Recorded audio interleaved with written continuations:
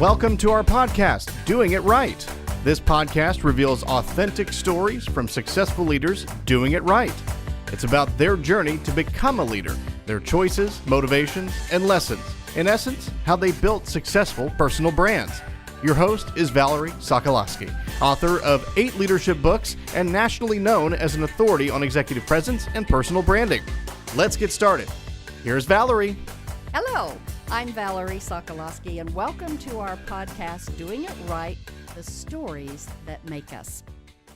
I have with me today Trisha Cunningham, the president and CEO of North Texas Food Bank, one of the largest hunger relief organizations in the United States. I want you to listen to this.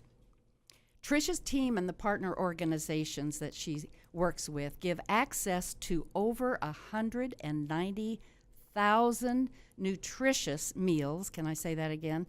Nutritious meals every day. Last year alone, they provided almost 72 million nutritious meals to children, to seniors, and to the working poor who are chronically hungry. And that means that they don't know where their next regular meal will come from. Her goal, this is a stretch goal, for the year 2025, she fully expects to reach 92 million meals a year. You know, when I think about the deep hunger need, which I really wasn't aware of until the last several years and getting really involved with the food bank, and when I think about the need in our country, it just makes me appreciate the work that my guest Trisha does every day. And so welcome, Trisha. We're so glad to have you. Well, thank you so much, Valerie. I really appreciate you having me on today. I know that you've only been at the North Texas Food Bank for a little over a year, and that you came from a really long and stellar career at Texas Instruments Semiconductor Company, corporate. Right. And now you are at the food bank. So right. Tell us about the transition from corporate from computer chips, if you will, to carrot chips, sort of. Right. So, you know, it has been a really interesting journey. I was blessed to be at Texas Instruments for 30 years. And in that time, I had 5 different roles. So I started off, my degree is computer information systems. So yes, I definitely was into the computer chips. But I went from computer information systems with more of a business background into a marketing role right out of college. Started off in Houston, had 2 different marketing roles, and I managed our global, then I managed our semiconductor level communications. Then I managed our global corporate communications. And then the last 8.5 years, I spent in public affairs. But during that time, I really had so many wonderful experiences. I got to see the world, work with great people, really received a lot of great training. They gave me the opportunity to make an impact in my community as well by being able to serve on boards, which I had done for about 15 years. But there toward the end, I was very interested in trying to do something different. I wanted to truly do something where I felt like I could make a greater impact on our community. We were helping in the last role, whenever I was Chief Citizenship Officer, of being able to provide funding to organizations that were making a difference, but I wanted to be working with one of those organizations that was making a difference. So I decided to graduate from TI and then move to the nonprofit world. So I guess because I had been involved with nonprofits, I sort of understood a little bit more of the dynamics of a nonprofit. Sure. So that part wasn't as hard of a transition, I believe. But I think moving from different industries, I had so much to learn. But to me, that what was exciting. You know, I love a challenge. What can I learn? So I went from a semiconductor industry to the food distribution business. And so I had to learn about a different kind of supply chain. Supply chain in computer chips is very different than whenever you have a perishable product like food that you have to be able to get to clients, and it even is more expedited because oftentimes our food is donated and we don't get the food until it's already on its decline, and so we have to very quickly be able to get that out to the clients. So tell us a little bit about the people that receive it.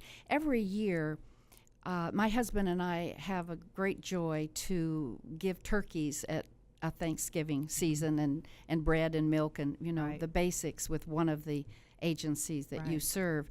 And I'll tell you something that happened last year. I was just taken aback. So we're outside, and it's a cold and almost rainy day that day, and all the volunteers are out, and we've got something in our hands, each of us, different things. I had turkey for a while, then I had milk for a while, and whatever. And then the cars are circling, and they lift the trunk, and we put them in, and they keep going. Well, one car stopped, and there were a lot of cars, but this car stopped right in front of me. And this young Hispanic man got out of the car and walked over to our little group. And Trisha, he looked at us in the eyes with a great big grin, and he said, "Next year, I'm going to be doing what you're doing." Oh, it just gave me chills. Yeah, it gave, really? Yeah. So, I think there's a misnomer, if you will, that who gets this food?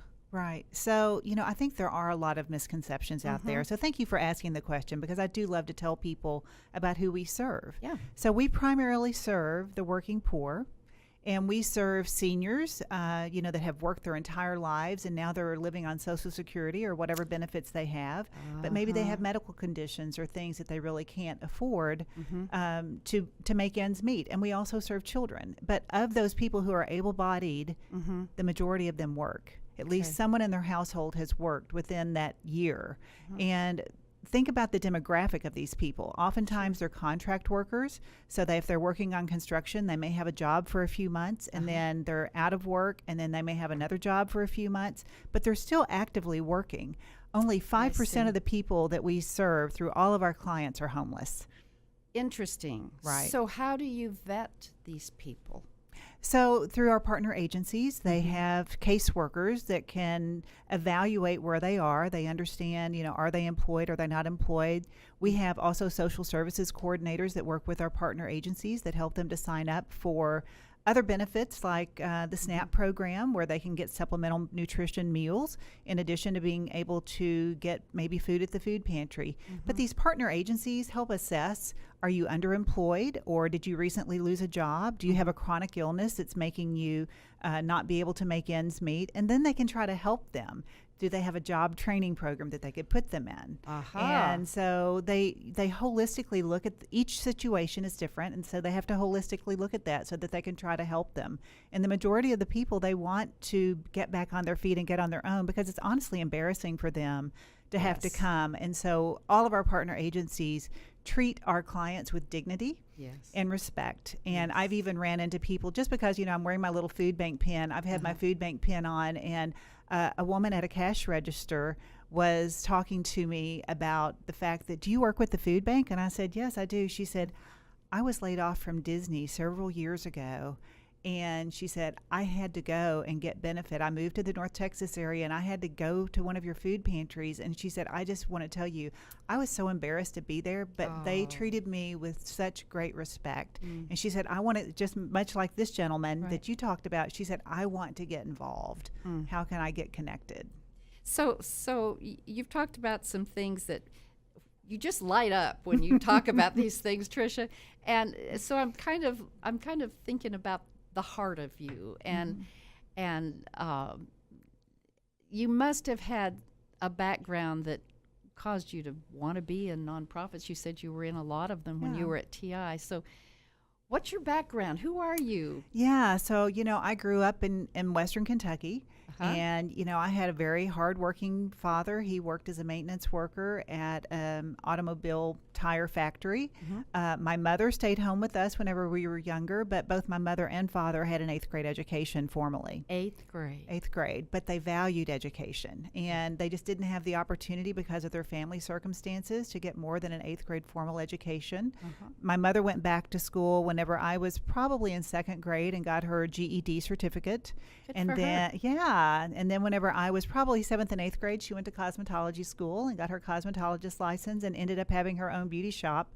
My dad built back behind our house, and so she did that because she loved people, and she loved to talk to people, and she loved being able to fix hair and do those things, and so she enjoyed that. And my dad, he definitely, no doubt, would have been an engineer, I believe, if he would have had a formal education. He was always taking things apart, putting them together. If something was broken, he would be able to fix it. He was very analytical, great at math. He had actually artistic abilities as well. But he always, my brother and I, from the time we were very young, always said, "You're going to college. You're going to college." And for them. I felt so fortunate to have that kind of support in my life. Mm-hmm. Whenever I knew that so many people, even though we were in a college town, so many people that I went to school with didn't have parents like mine that were telling them that this is important, education is important. And one of the things that they always told me, even though you get to a certain level with their formal education, they weren't really able to help us with our homework that much, but they always just said, just do your best. I'm so proud of you. Do your best and do your best. And so that's always stuck with me. Always do your best. Do your best. And we grew up. I mean, I grew up in a church family, and, it was important to be able to make sure that you helped others as well. And I think that whole spirit of doing your best and helping others really helped form a lot of who I am. And I've always loved to be able to do that and get so much satisfaction personally out of seeing other people succeed. Well, you have certainly done a lot to help other people succeed. I know the background of all the other nonprofits you were in before you took on this heavy role.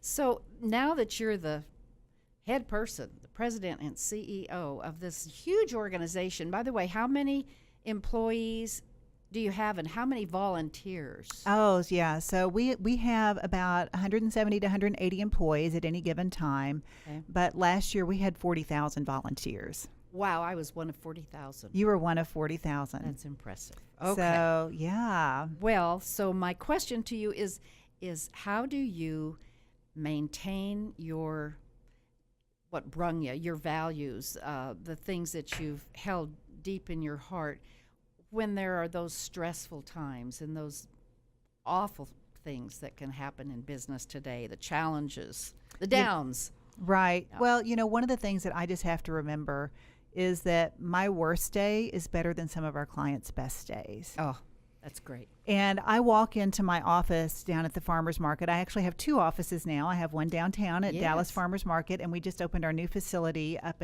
in Plano, so I have an office there as well. But in my office in Farmers Market, I have on my desk, blessed. And I just remember every day that I come in that I am truly blessed to be able to be there and to be able to work with, being able to provide food to people who need it on a regular basis. And I just am this week going to be putting on my wall in my office in Plano that love your neighbor as yourself, because I believe if you truly love your neighbor as yourself, you're going to be a better coworker. You're going to want to help other people, and that's what I want to be able to ascribe to do as well. And I think if I remember those things, those stresses seem to be a little less, and the anxiety for me is a little bit less, because I know that everything that I can do to try to help them, that's more than what they probably had before. That's a beautiful visual. I, as you were talking, I'm visualizing the plaque in each of your offices. I was told one time by another CEO that what he did when he got stressed, it reminds me of what you just said, is he has a little train, one little car train up on his mantle in the office, and when he gets stressed, much like what you're saying, there's something visual that he looks at. Right. He remembers playing trains with his dad. And so the whole point is, what a great tip, right? Right. And speaking of tips, I always ask my guests to have maybe something to share that I call teachable points of view, TPOVs. One day we're going to have a big book with all of them from the show. But you have an especially really good group of them. Would you tell us now what they are and what this word that you're going to tell us stands for? Sure, of course. So I've often been asked to speak to women's group, and I actually taught youth Sunday school at one point in time too. And so the inspiration sort of came to me during one of these things about being bold. Bold. You have to be bold. Yep. And so the B stands for believing in yourself and believing in others. And so you have to believe in yourself to have the confidence to be able to lead, but you also need to know that you need to empower your employees, that they need to be able to lead as well. And you have to know when to lead and when to follow sometimes as well. And I'll talk about that with the L. Hey, now let me interrupt for a second on the bold, because you obviously have a great self-confidence, and not everyone does. That's true. Right. you had great parents that gave you that self-confidence. Right. What about those of us, me included, that didn't? And how can people glean that self-confidence when they didn't grow up with it? You know, I do believe it is something inherent in the personality and also in how you're brought up. You know, I was brought up with a lot of encouragement. My daughter needs a lot of encouragement Does she? as well. You know, she thrives whenever someone encourages her, but you can just see her wilt whenever someone critiques her before she gets some encouragement. She has to have that balance. And I think that's really important in the business world today, is you really need to understand how everyone operates and how everyone ticks, because you can totally demoralize someone by some of your comments, even though they may not have been seen as a harsh critique. It was just, you know, this is something to help you. If you also don't help them to understand, this is what I really value about you, and this is what you do good. And so I think a lot of the assessments that you do in the workplace help you gain that understanding, and it also helps you to get the most out of the people that you're working with as well. That sounds great. I want to come to work for you if I ever have to. All right. I'm not going to say I do that perfect, because we all forget sometimes. Oh, well, but I sure. do love those kind of assessments. I do think they're very valuable. To learn what someone else is thinking and how they Right. process what you're saying. That's great. So believe in yourself. That's the B. Believe in yourself. And I think O is open. You have to be open to new opportunities. If I hadn't been open to what might be next beyond TI, if I hadn't been open to sort of thinking about what might come my way, I wouldn't be at the food bank. Right. And so I had a lot of people, whenever I just made the decision that I did want to go and do something else, come to me with various opportunities.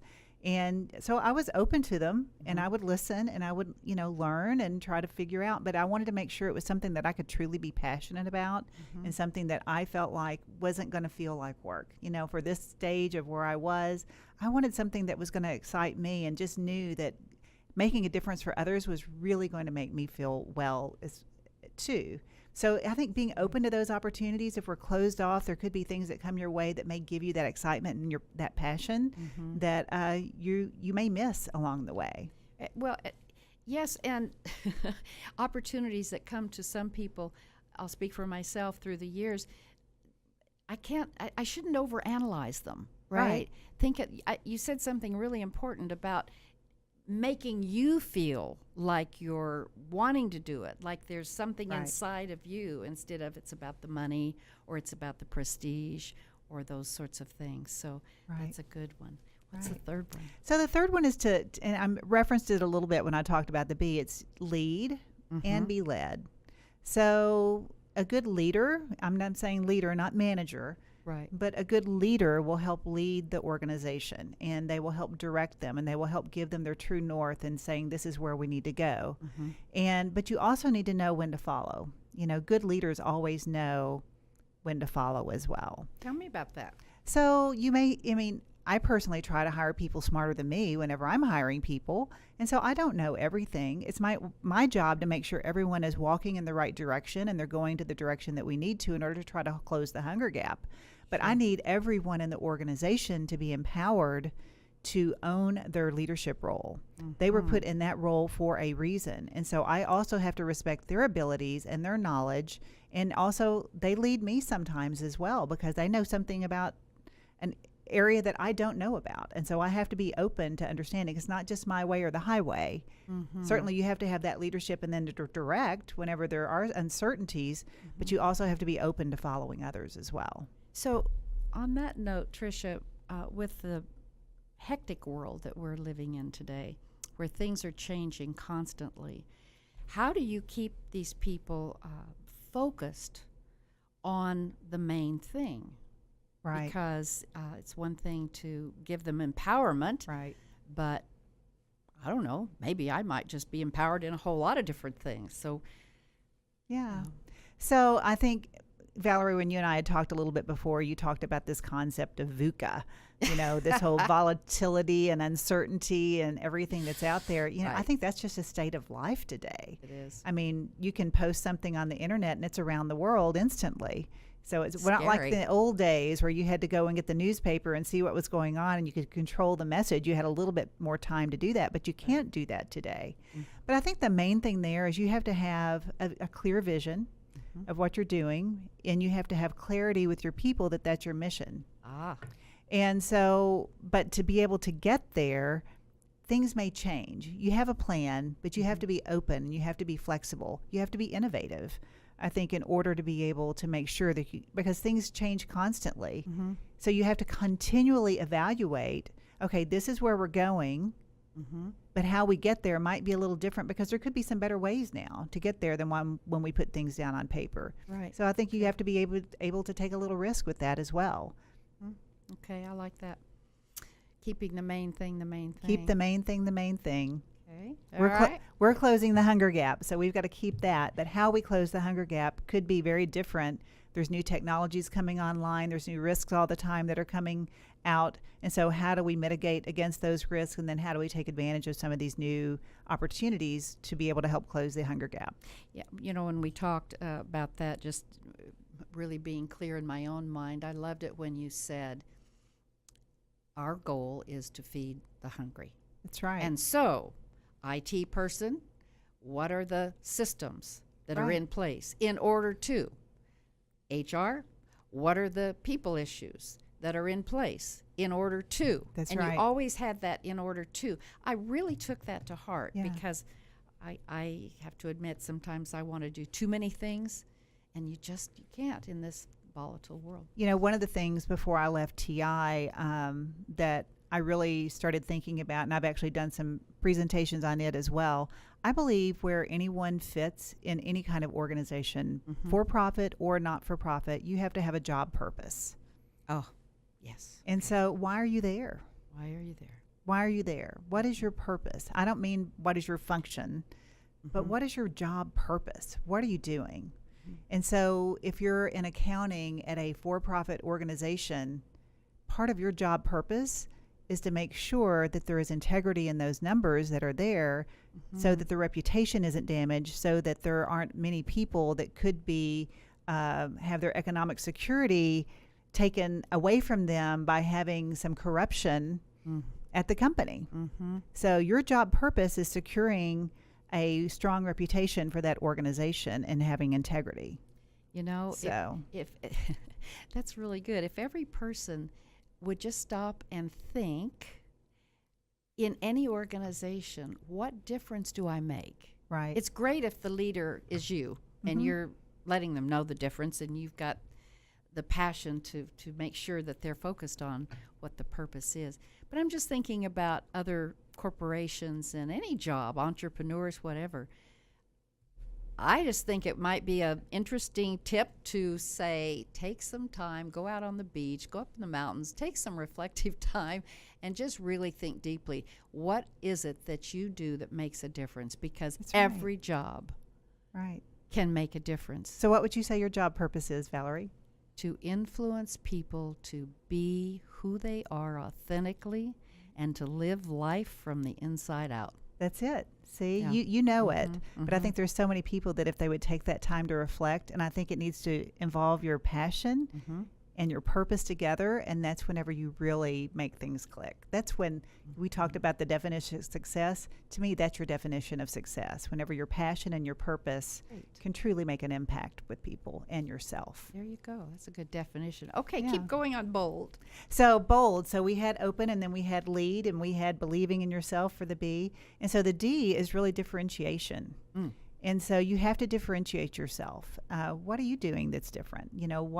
What are you bringing that's different to the party? And so oftentimes people ask you, so this is you do this really well. Not really ask you, but they say, you do this really well. Well, that could be something different, because if they're telling you that you do that really well, then obviously they say you're doing it better than other people. So listening to what other people tell you that you do well, I think is important. And then making sure that you truly are adding value as a differentiator into the organization where you are. So otherwise you're just like everyone else.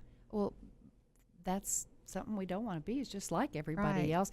You know this, that I do a lot of work in the personal branding space, and it's a process. It isn't that, I can figure out my brand. No, it's deeper than that. And when we go deeper than that, the differentiation is very much a part of it. And I will say to someone, okay, so what do you do differently or better than and that's not bragging, but Right. what do you do different or better than other people that kind of sort of do what you do? And that stumps most people, you know? Exactly.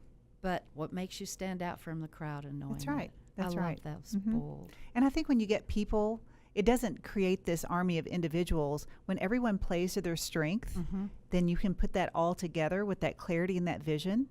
That's whenever you have a successful organization as well. That's great, and you do.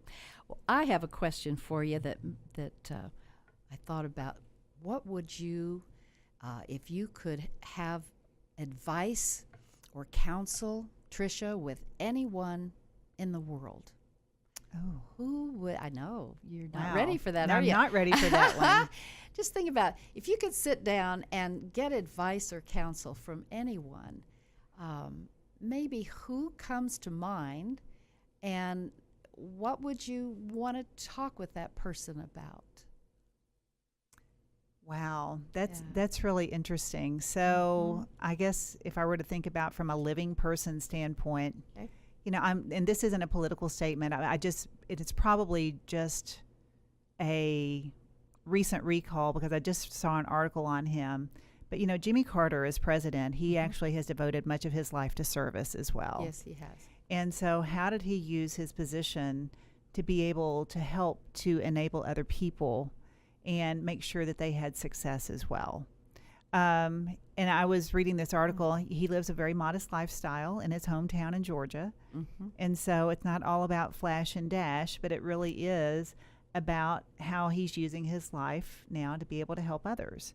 And I'd never really thought about that until you actually just asked that question. And it was probably just top of mind with me about what he had done and how he did things to truly make a difference Really forever. for so many Right years. after he's Yeah, right. for so many years. Interesting. What kind of question would you ask him? Oh, what was the most satisfaction that you've had through your service? You know, whether it was in the presidential or something very simple. It talks about him going and eating on paper plates and red Solo cups at his neighbor's house. You know, that may be what gives him the most satisfaction. Or it could be some of his other humanitarian work that he's done too. You know, he's built homes for so many people He has. and that needed them. And, you know, what really gave him the most satisfaction and why? And, you know, differentiation. Right. You could put all the presidents, you could put all the presidents of companies out there Right. and take a look at what are they doing with their time and their success and their money. Have you ever had a real challenge that you just went, oh, why did I do that? Ever had a challenge that really kind of got to you, and how did you overcome that challenge? Yeah. Well, you know, I think probably to my own fault sometimes, I really do believe in people. And I really want people to succeed.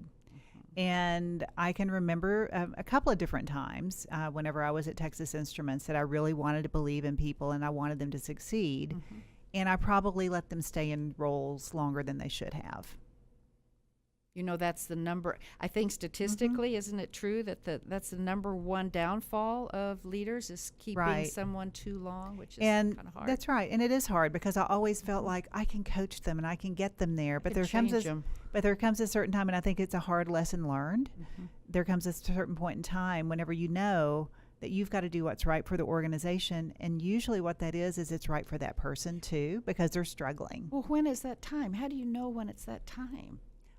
I think it's all discernment, right? And you just have to be able to. So I've tried to raise my awareness on that. And whenever I see someone struggling, I just think it's one of those things you have to be able to, person by person, are they truly trying? Do they have the capability? Are they going to be able to meet your future goals for what you have for that organization? If not, is there another role that they should be in? And so started keeping your radar and antenna up on what maybe some of those other roles are that they should be in, or can you get them the training or education that they might need to be able to help them either in your role or the role that they might be in? Development is really important. Yes. And so I don't want to, as they say, old timey saying, throw the baby out with the bathwater Right. whenever they do that. Because if there's someone that's young in their role and they've never had the opportunity to go through management training, for instance, or they've never had the opportunity to go through some kind of skills training that may be new, whenever the transition to the internet happened, so many people that were working in communications at that time really didn't have a lot of experience. So we had to give them the experience that they needed in order to be able to successfully market through the internet. Sure. So those are the kind of things that, is it trainable? Can you get them development? Is there something that could be coachable?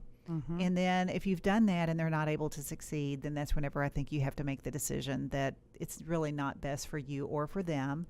And by that time, you've set the expectation where they realize that themselves, I think. And interesting that in the coaching part of my work, I've actually talked with people who have had a boss say these things, and they've said, Valerie, it was the best thing that happened because I wasn't a fit.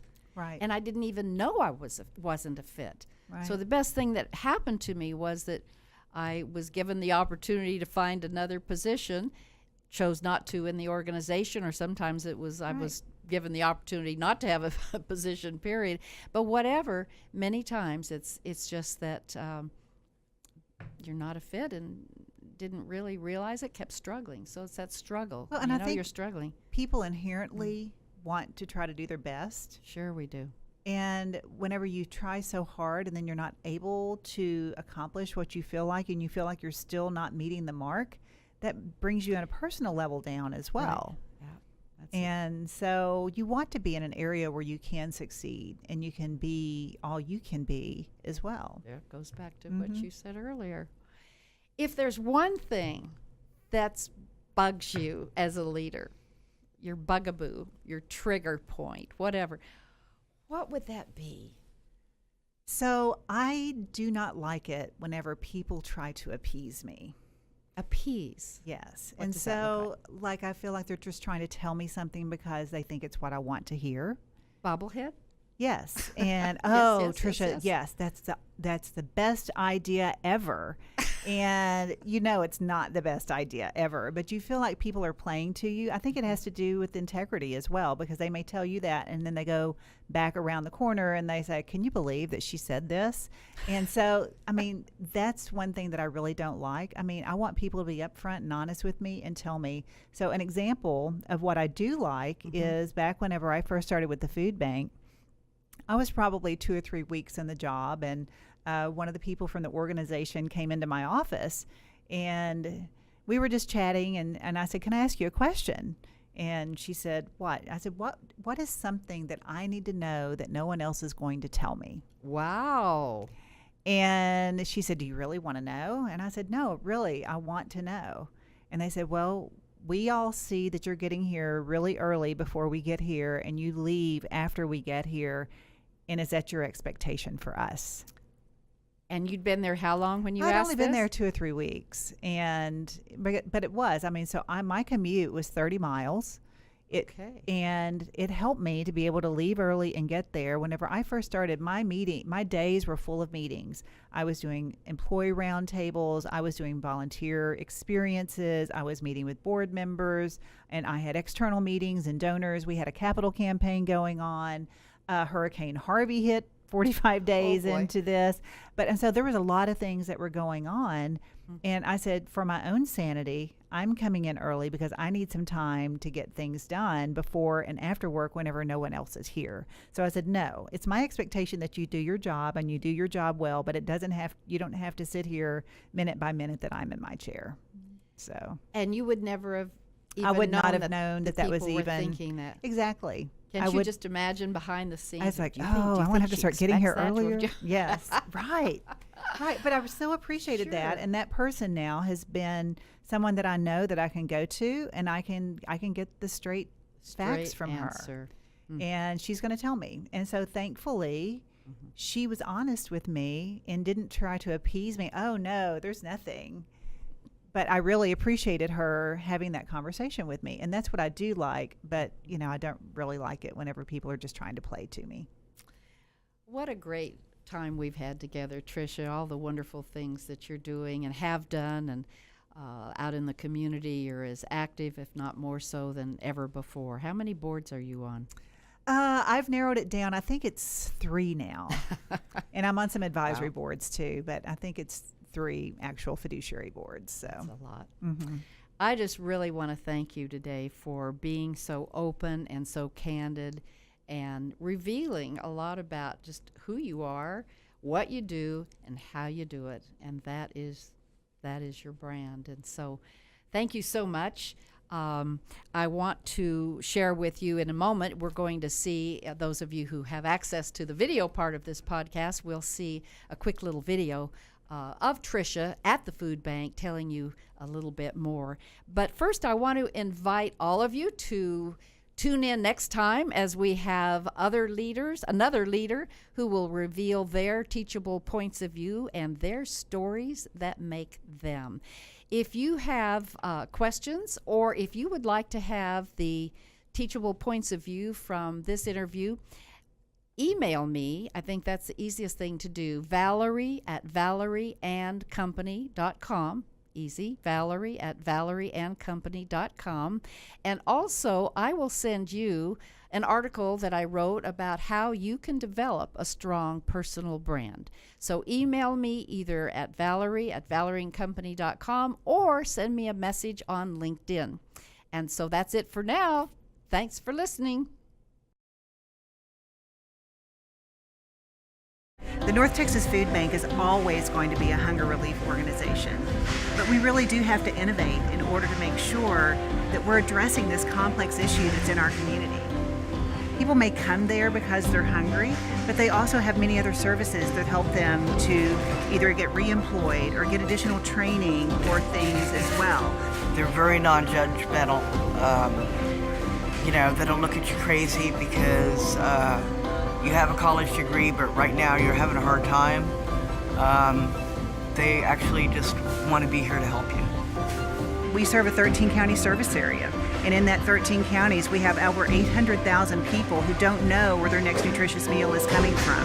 But they're all our neighbors. These are people that live in our community. We literally see our neighbors in our lobby, in our pantry, and our objective is to help them no matter where they are in their life.